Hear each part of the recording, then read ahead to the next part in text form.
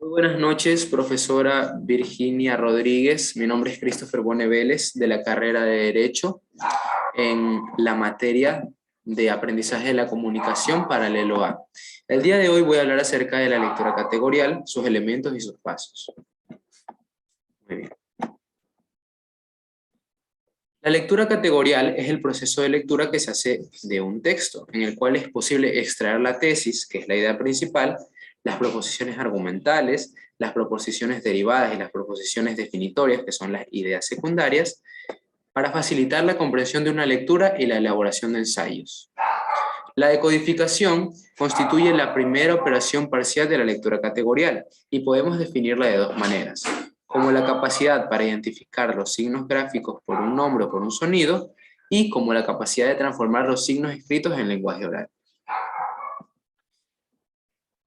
También podemos definir a la lectura categorial como la manera que tiene el lector para transformar un texto en su propia tesis, lo que servirá para construir su propia estructura categorial en su mente. En otras palabras, en base a la lectura de un texto podremos crear nuestro propio texto.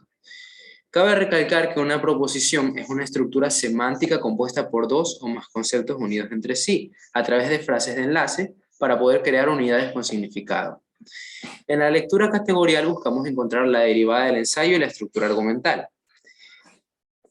Entre los elementos de la lectura categorial nos encontramos 5 distintos. Estos son la tesis, que constituye la esencia y el núcleo del escrito, es la idea principal, es la pieza clave, es la médula o la columna de nuestro texto. Después tenemos las proposiciones argumentales. Estas cumplen la función de apoyar a la tesis. Tienen que sostenerla, fundamentarla, afianzarla, mantenerla y afirmarla. Después contamos con las proposiciones subargumentales, que son aquellas que defienden cualquier proposición argumental. Desde otro punto de vista, son proposiciones que en la estructura categorial soportan varias argumentales. Después tenemos las proposiciones derivadas. Estas concentran las consecuencias categoriales y las prácticas. Se desprenden de la tesis, de su verdad argumentada. El derivar se trata más de pensar creativamente, a diferencia de argumentar o defender. A partir de la partícula entonces, vamos a poder plantear y descubrir proposiciones derivadas que ayudarán a verificar la tesis. Por último, tenemos las proposiciones definitorias. Estas van a definir y delimitar los términos importantes y significativos contenidos en el texto. Son una proposición aseverativa que establecen una relación de correspondencia entre el sujeto y el predicado. Generalmente utilizan el verbo ser para definir cómo caracterizarse. Basado en las afirmaciones que realiza Miguel de Zuviría, se plantean 5 pasos secuenciales realizados dentro de la codificación. Como primer punto tenemos la decodificación terciaria. Esta consiste en poder comprender las ideas principales. Como segundo punto, contamos con el análisis elemental, que va a consistir en separar las macro proposiciones principales. Como tercer punto, vamos a tener que identificar la tesis o la columna vertebral del texto.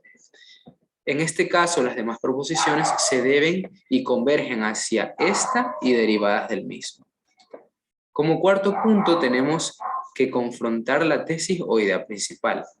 Esto va a consistir en realizar el análisis del texto completo. Vamos a tener que verificar las tesis y confrontarlas con proposiciones.